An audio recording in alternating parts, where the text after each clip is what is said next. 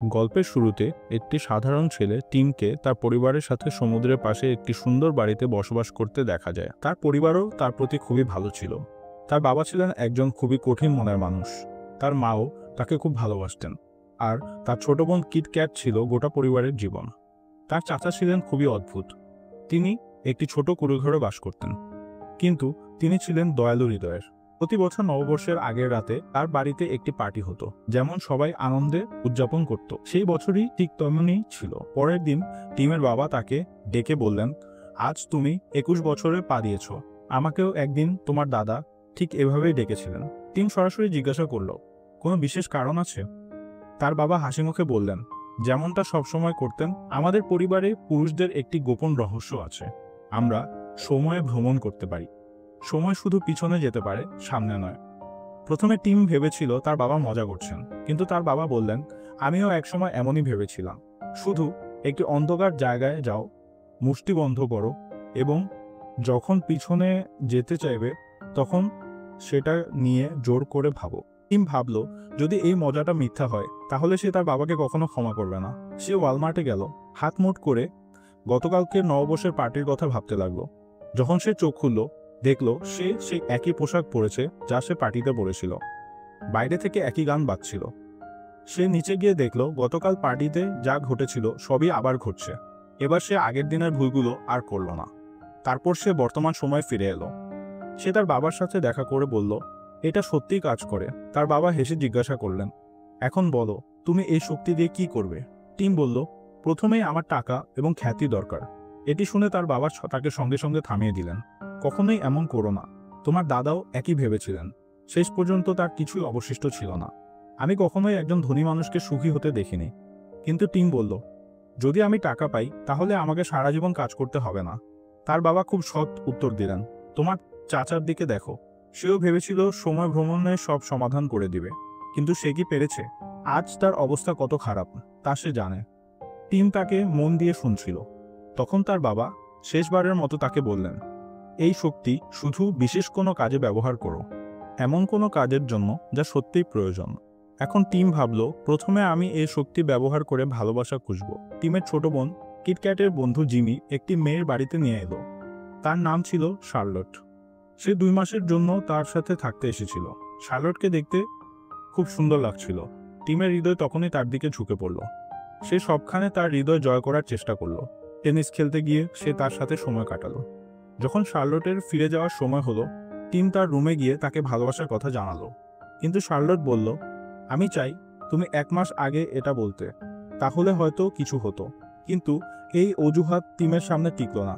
Team তৎক্ষণাৎ তার আলমারিতে গিয়ে 1 মাস পিছনে গেল, আর ঠিক একইভাবে শার্লটকে ভালোবাসার কথা বলল। এবার শার্লট হেসে বলল, আমি চাই তুমি একদিন আগে এটা বলতে। এই অজুহাত শুনে টিম বুঝে গেল, সে যতবারই অতীতে যাক না কেন শার্লট তাকে ভালোবাসে না।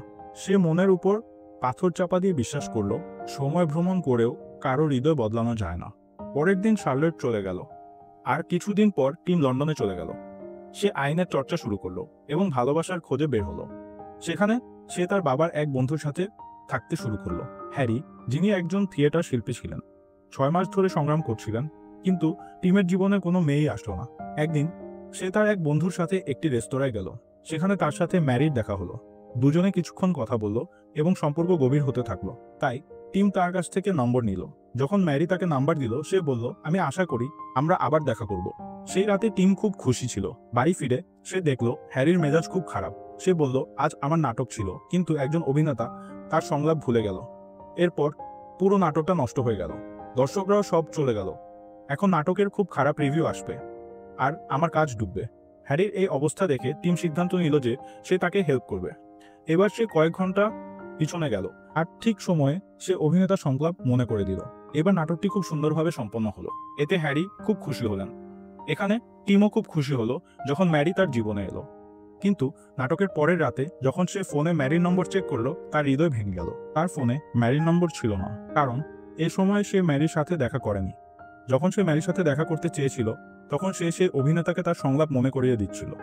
এখন টিম ভাবতে শুরু করলো কিভাবে সময় ফিরে যাবে। যদি সে ফিরে যায় তাহলে চাচার নাটক ফ্লপ হয়ে যাবে। সে অসহায় বোধ করছিল, কারণ দুটো ঘটনায় একই সময় ঘটেছিল। এখন তার ম্যারির সাথে কোনো যোগাযোগ ছিল না। একদিন সংবাদপত্র পড়ার সময় সে মনে করলো যে ম্যারি কেট মসকে খুব পছন্দ করে, আর সে একটি আর্ট গ্যালারিতে কাজ করত। টিম তৎক্ষণাৎ সে আর্ট গ্যালারিতে গেল এবং 1 সপ্তাহ ধরে প্রতিদিন তার সাথে তার জন্য অপেক্ষা করতে লাগলো। 1 সপ্তাহ পর ম্যারি সেখানে এলো। যখন টিম তার সাথে কথা বলার চেষ্টা করলো, ম্যারি টিমকে চিনতে পারলো না। এটি ম্যারির জন্য তাদের প্রথম দেখা ছিল, কিন্তু টিমের জন্য এটি ছিল দ্বিতীয়বার। টিম তাকে এবং তার বন্ধুকে কফির জন্য ডাকলো। দুজনেই তখন রাজি হলো। কফির টেবিলে কথা বলার সময় টিম ম্যারিকে জিজ্ঞাসা করলো তার কোনো বয়ফ্রেন্ড আছে কিনা। ম্যারি হাসি মুখে বলল যে সে 1 সপ্তাহ আগে একজনকে ডেট করছে। এটা শুনে টিম বলল যে এটা সম্ভব নয়। এটি একটি খুব অদ্ভুত প্রশ্ন ছিল। ঠিক তখনই ম্যারির বয়ফ্রেন্ড সেখানে চলে এলো। তার নাম ছিল রুপার্ট। টিম তাকে দেখে খুশি হলো না, কিন্তু তবুও সে স্বাভাবিকভাবে আচরণ করার চেষ্টা করলো এবং জিজ্ঞাসা করলো তোমরা দুজন কোথায় দেখা করেছিলে। ম্যারি বলল যে এটি একটি বিরক্তিকর পার্টিতে। টিম জিজ্ঞাসা করলো সেই পার্টিটা কোথায় হয়েছিল। ম্যারির বন্ধু বলল যে এটি তার বাড়িতে হয়েছিল। টিম ম্যারির বন্ধুর কাছ থেকে সেই ঠিকানা জেনে নিল। এটা শুনে ম্যারি এবং তার বন্ধু কিছুটা অদ্ভুত বোধ করলো, কিন্তু টিম বলল যে সে জিনিসগুলো বিস্তারিতভাবে জানতে পছন্দ করে। এটা শুনে তার বন্ধু ঠিকানা দিয়ে দিল। টিম তৎক্ষণাৎ সময় ফিরে গেল এবং সেই পার্টিতে পৌঁছে গেল। যখন সে সেখানে পৌঁছালো, পার্টি চলছিল, কিন্তু রুপার্ট তখনও আসেনি। ম্যারি একা কোণে দাঁড়িয়েছিল। সে কিছুটা দুঃখিত দেখাচ্ছিল। টিম তার কাছে গেল এবং তার পছন্দের বিষয়ে এটা বলতে শুরু করলো। ম্যারির জন্য এটি ছিল তাদের প্রথম দেখা, কিন্তু টিম এর আগে ম্যারিকে 2বার দেখেছে। সে বলল যে সেও ক্যাট মসকে খুব পছন্দ করে। ম্যারি কিছুটা আশ্চর্য হলো, কিন্তু তার কথায় সে প্রভাবিত হলো। সে আরো বলল যে এই পার্টিটি খুবই বিরক্তিকর, তারা কি বাইরে যাবে। তারা দুজনেই পার্টি থেকে বেরিয়ে গেল। রুপার্ট তখন পার্টিতে ঢুকছিল, কিন্তু সে কি জানতো যে ম্যারি তার গার্লফ্রেন্ড হতে যাচ্ছিল। কিন্তু এবার টিম সবকিছু বদলে দিয়েছে। তারা একে অপরের খুব কাছাকাছি চলে এলো, কিন্তু ঘটনাগুলো টিমের ভাবনার মতো এগোয়নি। তাই টিম ভাবলো আরেকবার চেষ্টা করা যাক। সে আবার সময় ফিরে গেল এবং সে সেই রাতটি বারবার জীবনে ফিরে ফিরে দেখতে লাগলো, যতক্ষণ না সে নিখুঁত হয়ে উঠল। এবার সে ম্যারিকে সম্পূর্ণভাবে মুগ্ধ করতে পেরেছিল। তারা দুজনে প্রতিদিন একে অপরকে ফোন করতে শুরু করলো। সময়ের সাথে সাথে তাদের ভালোবাসা আরো গভীর হতে থাকলো। টিম অনুভব করলো যে ম্যারি সেই মেয়ে যার সাথে সে সারা জীবন কাটাতে পারে। কিছুক্ষণ পর টিম ম্যারিকে বিয়ের প্রস্তাব দিল। ম্যারি বিন্দুমাত্র দ্বিধাবোধ না করে হ্যাঁ বলল। টিম ম্যারিকে তার বাড়িতে নিয়ে গেল এবং পরিবারের সাথে পরিচয় করিয়ে দিল। সবাই ম্যারিকে খুব পছন্দ করলো। ডিনার টেবিলে যখন সবাই বসেছিল, টিম বলল আমরা সিদ্ধান্ত নিয়েছি যে আমরা বিয়ে করব। এই শুনে সবাই খুশি হলো। টিম আরও জানালো যে সে বাবা হতে চলেছে। সে বলল যে সে আগে বিয়ে করেছে, তারপর বাবা হয়েছে। বিয়ের দিন এলো এবং অনেক কিছুই নষ্ট হয়ে গেল। কখনো বৃষ্টি শুরু হলো, কখনো মানুষের কথায় বিশৃঙ্খলা তৈরি হলো। টিম ব্যক্তিগতভাবে এসব বিষয় নিয়ে চিন্তিত ছিল না, কিন্তু সে চেয়েছিল ম্যারি তার স্বপ্নের মতো বিয়েটি পাক, আর তাই সে বারবার সময় ফিরে গেল। অবশেষে বিয়েটি সম্পন্ন হলো। বিয়ের পর টিম ও ম্যারির একটি মেয়ে হলো। তারা একে অপরকে খুব ভালোবাসত। টিমের জীবন খুব সুন্দরভাবে চলছিল। তার এখন আর তেমন কিছু ঠিক করতে হয়নি, কারণ তার মতে তার জীবনে সবকিছুই নিখুঁত ছিল। একদিন টিমের বোন কিটক্যাট তার নতুন বাড়িতে আসেনি। পরিবর্তে তার বয়ফ্রেন্ড জিমিকে দেখে টিম হতবাক হয়ে গেল। টিম তাকে জিজ্ঞাসা করলো কিটক্যাট কোথায়। জিম বলল সে মদ্যপান করেছিল, আমাদের মধ্যে ঝগড়া হয়েছিল, এরপর সে গাড়ি নিয়ে চলে গেছে, আমি জানি না সে কোথায় গেছে। টিম চিন্তিত হয়ে পড়ল এবং কিছুক্ষণ পর জানতে পারল যে কিটক্যাটের একটি দুর্ঘটনা হয়েছে। সে প্রথমবার অনুভব করলো যে সে জীবনের এতটাই ব্যস্ত ছিল যে তার বোনের সমস্যাগুলো সে লক্ষ্য করেনি। কিটক্যাট ভেতর থেকে ভেঙে পড়েছিল। তার সব সম্পর্কই তার জীবনকে নষ্ট করে দিচ্ছিল। কিছুদিন পর কিটক্যাট ধীরে ধীরে সুস্থ হতে শুরু করলো। টম তার হাত ধরে বলল তুমি আমার জন্য ঠিক ততটাই গুরুত্বপূর্ণ যতটা আমার স্ত্রী। সে কিটক্যাটকে তার গোপন রহস্য বলল, আমি সময়ে ভ্রমণ করতে পারি। সে কিটক্যাটকে বলল তোমার বিশ্বাস অর্জন করতে চাই, তুমি অতীতে যা কিছু বদলাতে চাও আমি তা করতে পারি, আমি এটা অনেকবার করেছি। সে ঠিক করল যে সে তার বোনকে একটি সুযোগ দেবে। সে কিটক্যাটের হাত ধরে বলল আমার সাথে আসো। এবার তারা অন্ধকারে আলমারির পিছনে লুকালো। কিটক্যাট ভেবেছিল এটি একটি মজা। টিম সেদিন কিছু আলাদা করার সিদ্ধান্ত নিল। সে তার বোনের হাত ধরে তাকে নববর্ষের পার্টিতে নিয়ে গেল। সে বলল এটি সেই একই রাত যে রাত তোমার জীবন বদলে গিয়েছিল। কিটক্যাট কিছুটা বিভ্রান্ত ছিল। তার মুখে কোনো শান্তি ছিল না, কিন্তু সে টিমের হাত ছাড়ল না। তারা পার্টির প্রবেশদ্বারে দাঁড়িয়েছিল, সবাই নাচছিল। কিছুক্ষণ পর জিমি এলো, তার সে আগোছালো ভঙ্গিতে। যেন দুনিয়ার কোনো কিছুই তার কাছে গুরুত্বপূর্ণ না। সে দেখল জিমি আরেকটি মেয়ের সাথে ফ্লার্ট করছে। প্রথমে কিটক্যাট বিভ্রান্ত হলো, কিন্তু তারপর সে রেগে গেল। সে এগিয়ে গেল এবং কোনো কিছু না ভেবে জিমির মুখে একটি জোরে চড় মারল। জিমি হতবাক হয়ে গেল। সে বুঝতে পারল না কেন তাকে চড় মারা হলো। কিটক্যাট কিছুক্ষণ তার দিকে তাকিয়ে থাকলো, কিন্তু কিছু বলল না। সে দেখল যে তার মনে জিনিসগুলো স্পষ্ট হয়ে উঠেছে। সে তার পুরনো অনুভূতিগুলোকে এক চড়ে বিদায় জানালো। টিম বুঝতে পারল যে কিটক্যাট এখন সেই সম্পর্ক থেকে এগিয়ে যেতে প্রস্তুত। যখন সে জিমিকে ছেড়ে দিল, তার ভবিষ্যৎ বদলে গেল। কিছুক্ষণ পর তারা বর্তমান সময় ফিরে এলো। টিম দেখল যে কিটক্যাট খুব শান্ত বোধ করছে। তার চোখে শান্তি ছিল।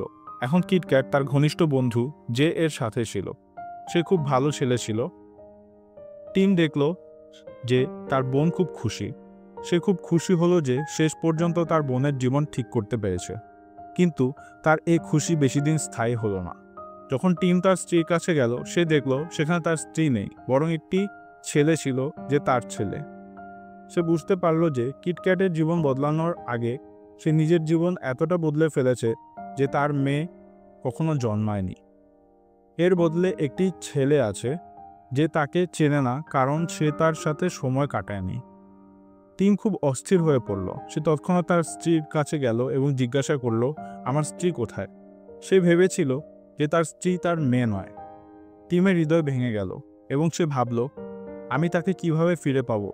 সে তৎক্ষণাৎ তার বাবার কাছে গেল সান্ত্বনা পেতে। তার বাবা তাকে ব্যাখ্যা করলেন, বেটা, তোমাকে আগে বলতে হয়েছিল, তুমি যদি তোমার সন্তান জন্মানোর আগে কিছু বদলাও, তাহলে তোমার সন্তানও বদলে যাবে। তার ডিএনএ, তার পরিচয়, সবকিছু।